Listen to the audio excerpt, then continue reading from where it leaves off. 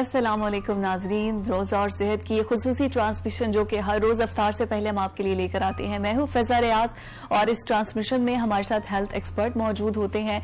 आज टीवी जो भी देख रहे हैं वो तो सबसे पहले टीवी के आगे इस वजह से बैठ जाए क्योंकि सबसे ज्यादा जो हमें मसले मसाइल आते हैं रोजे में, जो मुझे बहुत ज्यादा सुनने में आया है वो ये है कि हम रोजा रख लेते हैं लेकिन उसकी वजह से हमारे मसूरों से ब्लीडिंग होना स्टार्ट हो जाती है। अब वो ये है कि हमारा रोजा मकरू ना हो जाए, ये भी एक शरई मसला बना हुआ है, लेकिन ऐसा होता क्यों है? तो आज हमारे साथ एक डेंटिस्ट मौजूद है, उनसे जानते हैं कि भाई ऐसे क्या वजह है, सहरी में हम ऐसी कौन सी कोताहियां कर देते हैं जिसकी वजह से हमारे दांत, वैसे ही हम 2 टाइम ब्रश नहीं करते और उसके बाद ये मसला फेस करना पड़ता है। तो डॉक्टर सलीमा नवीद हमारे साथ मौजूद है। अस्सलाम वालेकुम डॉक्टर, कैसी हैं आप? वालेकुम सलाम, थैंक यू। रमजान की बहुत बहुत मुबारकबाद आपको। आपको बहुत मुबारक। Thank you so much. मुझे ये बताइए आपका रमजान कैसा जा रहा है? बहुत अच्छा जा रहा है and I think it's a very same feeling जो हमारी लास्ट ईयर थी, क्योंकि उस टाइम भी कोरोना था और इस टाइम भी हमारे पास कोरोना है। लेकिन यस, बहुत सारी हमारी अभी जो प्रोटेक्शंस हैं लोग ले रहे हैं, पहले जो नहीं था इतना ज्यादा प्रिकॉशंस, तो I think that is very commendable. जो सख्ती किया तो ले रहे हैं, अदरवाइज कोई सख्त नहीं ले रहा था, कोरोना को सीरियस ले ही नहीं था। लेकिन आई होप, दुआ है कि रमजान में कि इस कोरोना से हमारी जल्दी जान छूटे। मैं स्पेसिफिकली अगर आपके प्रोफेशन की तरफ आते हैं तो सबसे पहले जो मुझे मसला सुनने को मिलता है वो यही है कि हमारे दांतों से ब्लड बहुत ज्यादा आता है, हमारे गम से ब्लड बहुत ज्यादा आता है। क्या वजह है? सबसे पहले तो मैं बात करूंगी कि मुझे लगता है ओरल हाइजीन को सबसे ज्यादा निगलेक्ट करते हैं लोग रमजानों के अंदर, क्योंकि जाहिर है बहुत टाइम का आपका स्टार्वेशन होता है, आप रोजे में होते हैं और आप सफाई नहीं रख पा रहे होते हैं, और कभी कभार आपके मामूल के हिसाब से आप ब्रशिंग जो हैबिट आपकी होती है स्केड्यूल्ड, वो आप नहीं कर पा रहे होते हैं। तो हमारे पास सबसे ज्यादा पेशेंट्स और मैं कहूंगी सबसे ज्यादा कंप्लेंट्स जो आती हैं वो एक तो आपने खुद बताया गम ब्लीडिंग की, यानी खून निकलना मसूड़ों से। दूसरा main problem mouth bed breathing की, यानी जिसे हम हेलिटोसिस कहते हैं। मैं इन दोनों पे आज चाहूंगी कि इसमें मैं थोड़ी सी लाइट डालूं। सबसे पहले तो गम ब्लीडिंग मैं बताना चाहूंगी कि उसकी खास वजह ये होती है कि जब आप प्रॉपर ब्रशिंग नहीं करते, सफाई नहीं रखते, तो जाहिर सी बात है आपके मसूड़ों के ऊपर वो सारे प्लाक कैलकुलस जमा हो जाते हैं एग्जैक्टली। और फिर जब वो गश आउट नहीं होते तो वो अपनी जगह बना के आपके मसूड़ों को कमजोर करते हैं। और जब आप अफ्तार में इतना खाने के बाद जब वो आप जाहिर सी बात है ब्रशिंग करते हैं तो वो इतने वीक हो चुके होते हैं कि वो ब्लीड करना शुरू कर देते हैं। कितने टाइम तक ब्रश करना चाहिए? आपने बता दिया कि सर्कुलर मोशन में कितने टाइम तक और कितनी बार दिन में? अच्छा, ये बहुत इंपॉर्टेंट है। आप रमजान का हमारा फोकस है तो मैं उसी को लोगों के लिए एड्रेस करूंगी। सहरी का आपका टाइम एक ले लें। सबसे पहले तो आपने बहुत सारे लिक्विड्स ले लिए, आपने बहुत सारे जूसेस ले लिए ताकि आप हाइड्रेटेड रहे थ्रू आउट दी टाइम जब तक आपका इफ्तार ओपन ना हो जाए। उसके बाद आप आधे घंटे तक वेट करें, आधे घंटे के बाद आपने ब्रशिंग करनी है। इसका एक खास रीजन है। आधे घंटे बाद कीड़ा अपना असर शुरू करता है। आपने जो चाय पी है या आपने दही खाई है, लस्सी पी है, जूस लिया है, एनीथिंग यू हैव टेकन, वैसे तो लिक्विड जितना आप लें तो वो आप हाइड्रेटेड रहते हैं and you don't feel like thirstiness या स्टार्वेशन नहीं होती। अगर आपने वो सब ले लिया, आधे घंटे बाद आपका एक होना चाहिए कि आप ब्रशिंग करें और ब्रशिंग के बाद फ्लॉसिंग करें। अक्सर ऐसा होता है हम खाना खा लेते हैं और फ्लॉस नहीं करते ब्रश करने के बाद, तो वो खाना इम्पैक्ट हो जाता है हमारे दांतों के दरमियान में, और फिर वो होता है ये कि स्मेल भी देता है और साथ साथ वो खुदा न खासा हमारे रोजा टूटने का भी खतरा होता है हमें। तो हम ये कहते हैं कि फौरन ब्रशिंग के बाद आप फ्लॉस करें ताकि दांतों के दरमियान कोई भी खाना अगर फंस गया है तो वो वक्ती तौर पर आपका निकल जाए। तो ये हम पेशेंट्स को बहुत रिकमेंड करते हैं। और इफ्तार का सेकेंड टाइम आया हमारा ब्रश का, तो वही 2 मिनट तक आप ब्रशिंग करेंगे सर्कुलर मोशन में, राउंड मोशन में, आपने टीथ पे किया, टंग पे किया। और जब आपने रोजा खोला है तो कोशिश करनी है कि आप कोई जूस यानी फ्रूट जूस जो आप नेचुरल अगर फ्रूट जूस पी सकते हैं, तो उससे या वेजिटेबल्स या आपके खाने में वेजिटेबल्स हो, वो आपको जल्दी से हाइड्रेशन भी करेंगे और दूसरी चीज आपके दांतों के लिए आपकी रीमिनरलाइजेशन करेंगे। अब ये रीमिनरलाइजेशन क्या होता है? Once I visit a dentist तो ही टोल्ड मी कि आप फ्रेश जूस तो ले लेते हैं, वो फौरन से पी लेते हैं, वो सीधा स्टमक में चला जाता है, आपके दांतों को क्या फायदा दिया? उससे बेहतर आप अपने फ्रूट्स को क्यूब्स में काटें, उन्हें दांतों में चलाएं। एग्जैक्टली, ताकि वो आपके दांतों को भी उसी तरह से नरिश करे। रॉ सबसे अच्छी चीज होती है जी। अगर आप रॉ लेंगे तो उसमें फायदा होता है कि you are getting all the minerals and vitamins on your table. समझ लें आपको वो डायरेक्ट आपके पेट में जा रहे हैं। कुछ लोग कहते हैं कि हमें वाटरी चाहिए, हमें ज्यादा सॉलिड्स नहीं चाहिए, तो आप वो जूस कर सकते हैं। ऑप्शन तो आपके बेशुमार है, लेकिन something which gives you remineralisation. दांतों के अंदर अक्सर रोजों में ये होता है कि आपकी डीमिनरलाइजेशन हो जाती है क्योंकि आप कुछ लोग ब्रश प्रॉपर नहीं करते और वो फ्लोराइड भी नहीं होता, तो वो आपकी डीमिनरलाइजेशन होती है, यानी आपके मिनरल्स को खत्म करता है। तो जब आप रोजा खोलते हैं इफ्तार के वक्त, तो हम ये रिकमेंड करते हैं डेंटिस्ट के आप फौरन से कोई फ्रूट या कोई वेजिटेबल लें, ताकि वो आपकी जो डिटोरिएशन हुई है चीजों की, वो आपको वापस मिल जाए।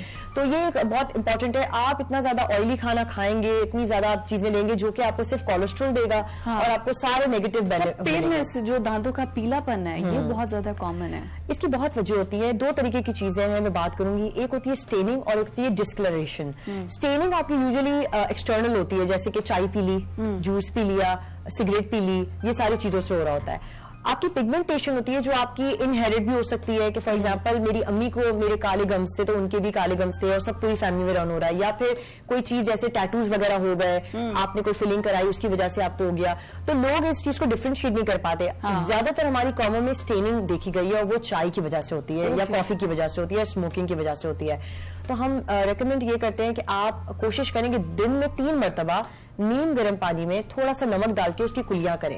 ये एक नेचुरल है जो गला साफ होता है, दांत साफ होते हैं, जितने भी कैविटीज होते हैं, गंदा पानी जितना मुंह में होता है वो तो आप उसको वैसे ही निकालना चाहिए। तो ये बहुत इंपॉर्टेंट है। नंबर 1 ये चीज हम कहते हैं कि ब्रशिंग और फ्लॉसिंग करें। और अगर आप माउथ वॉश करना चाहते हैं तो रमजान के अंदर हम रिकमेंड करते हैं कि नॉन अल्कोहलिक माउथ वॉशेज आप करें। इनकेस अगर आपका कोई भी इंग्रेडिएंट रहा है तो वो एटलीस्ट आप उसको स्वॉलो ना कर लें। तो बहुत सारे लोग होते हैं जो बड़े माशाल्लाह इंटेलिजेंट भी हैं, स्मार्ट है, कि वो स्वॉलो नहीं करते, इंस्ट्रक्शंस को फॉलो करते हैं, लेकिन हम किसी को भी एरर के चांसेस होते हैं तो हम उनको पहले से कहते थे कि नॉन अल्कोहलिक आप करें, ताकि वो उनमें कंटेंट पढ़ लें कि वो लिखा हुआ होता है मसला आपको होना रमजान। अच्छा, हमारे मैंने डेंटिस्ट को सुना है कि मतलब अब आप अपने दांतों को भी ब्लीच कर सकते हैं, जैसे लड़कियां अपने मुंह को करती हैं, ऐसे आप दांतों को भी ब्लीच कर सकते हैं। हाँ बिल्कुल, हमारी एक टेक्निक होती है, जैसे स्केलिंग पॉलिशिंग होती है, उसके बाद एक होती है bleaching, which is also usually considered as whitening of teeth. Exactly. And people are very after, मतलब आफ्टर दिस थेरेपी बहुत ज्यादा लोग इसके पीछे हैं। इसका एक खास रीजन ये है कि लोग कहते हैं कि स्केलिंग एंड पॉलिशिंग से हमारे वो स्टेन्स नहीं जा सकते। एक्चुअली लोग एक्सेप्ट नहीं करना चाहते कि हम एशियंस हैं और हमारा एक नॉर्मल कंटूर है दांत के कलर का भी और हमारे हर चीज का, स्किन का भी।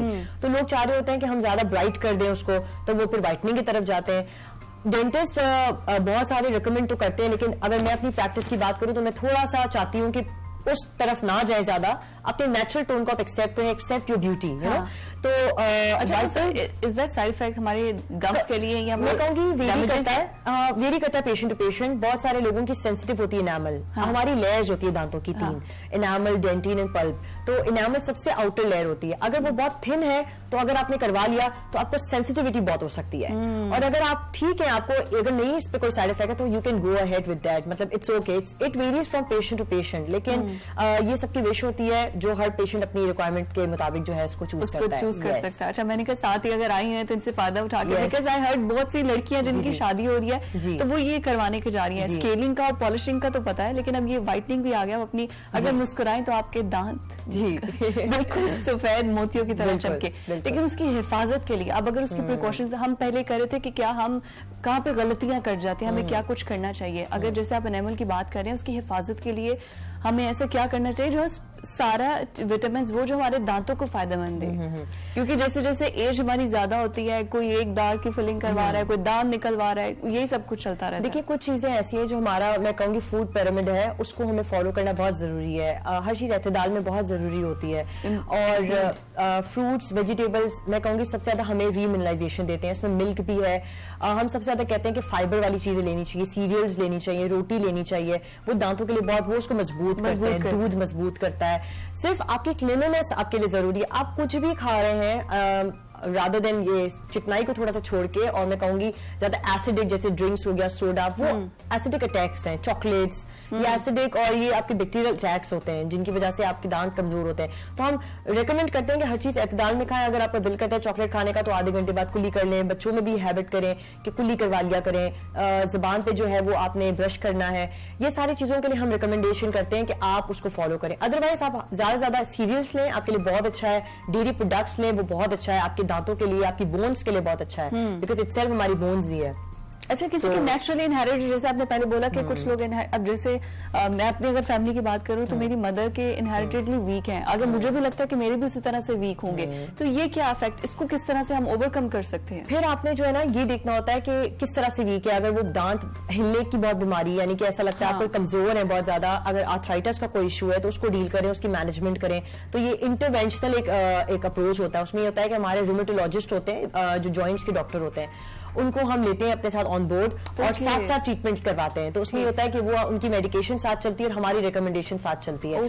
फॉर एग्जांपल, एक छोटी सी एग्जांपल आपकी अम्मी की लेती हूँ। अगर आप कहती हैं कि मेरी अम्मी के दांत कमजोर है, वो बहुत जल्दी हिल जाते हैं वो जो भी खाती हैं, तो अंडरलाइनिंग हम देखेंगे कि इनकी जोड़ों के साथ उनकी डायबिटिक का इशू तो नहीं है। अगर है तो उसको भी डील करना है, क्योंकि डायबिटिक पेशेंट्स में भी बहुत देखा गया है कि सबसे ज्यादा जो कमजोर दांत हो जाते हैं। तो हम ये कहते हैं उनको कि सबसे ज्यादा आप ये करें कि अपने दांतों की सफाई रखें। नंबर 2, अगर ऐसा आपको लगता है कि दांत हिल रहे हैं तो आपकी गम की एक सर्जरी होती है, जिसमें हम यूजुअली कहते हैं कि ग्राफ्टिंग और फ्लैपिंग ऑफ योर गम्स। उसमें हम क्या करते हैं, कुछ हिस्से लेते हैं कहीं भी आपकी बॉडी के पार्ट से और उसको हम लगा देते हैं आपके गम्स के लेवल पे।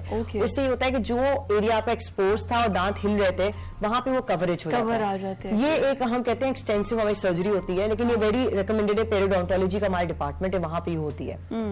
और हर पेशेंट की अंडरलाइनिंग कंडीशंस को देखा जाता है, कोई ड्रग्स पे तो नहीं है, ऐसी मेडिसिन पे कि जिसकी वजह से उसके दांत कमजोर है। साइड इफेक्ट्स आ रहे हैं। अच्छा, ऐसा होता भी है कि अगर आपने कुछ ऐसा कुछ कर भी नहीं रहे, फिर भी समटाइम्स आपके 3 से 4 दांतों में कोई भी साइड पे पेन होना, for all of the sudden आप बात भी कर रहे हैं तो आपके आगे वाले दांतों में दर्द हो जाएगी या पीछे कहीं दर्द हो जाएगी, 3-4 दांतों में छोटे से पोर्शन में, तो इसकी क्या वजह है? अच्छा, इसकी बहुत सारी रीजन हो सकती है। एक होता है रेफर्ड पेन।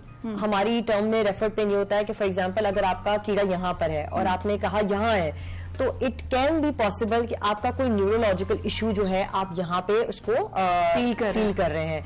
ये रेफर्ड पेन्स भी हो सकते हैं। कुछ जॉइंट के इश्यूज होते हैं जिसे हम TMPDS कहते हैं। हमारा एक जॉइंट होता है जो जबड़ों का मसला अक्सर लोगों में होता है, बहुत टेंशन और बहुत ज्यादा देर तक खुले रखने की वजह से जबड़ों का मसला बन जाता है। उसका भी दर्द यहाँ तक जाता है, कान तक जाता है।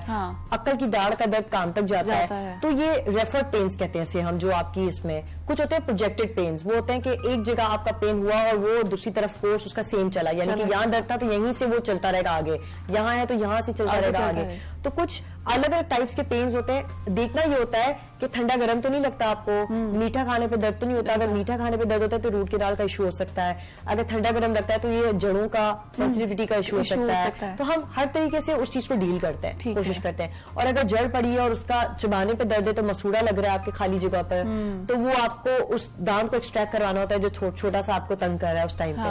तो हर इशू को हम डिफरेंट एंगल से, मैं कहूंगी डेंटिस्ट्री भी एक बहुत बड़ी फील्ड है, तो उसमें हर मसले के लिए हम उस तरह डील करते हैं। बिल्कुल ऐसे ही है, और मकसद आपको बुलाने का यही था कि हम जितना तंग है अपने दांतों से, कुछ अच्छे मशवरे आप दें ताकि हमारे दांत जो हैं वो मजबूत हो सके, हमारा ईमान भी और हमारी सेहत भी फिट रह सके। नाज़रीन, आज के प्रोग्राम से मुझे इजाजत दीजिए। अल्लाह हाफिज।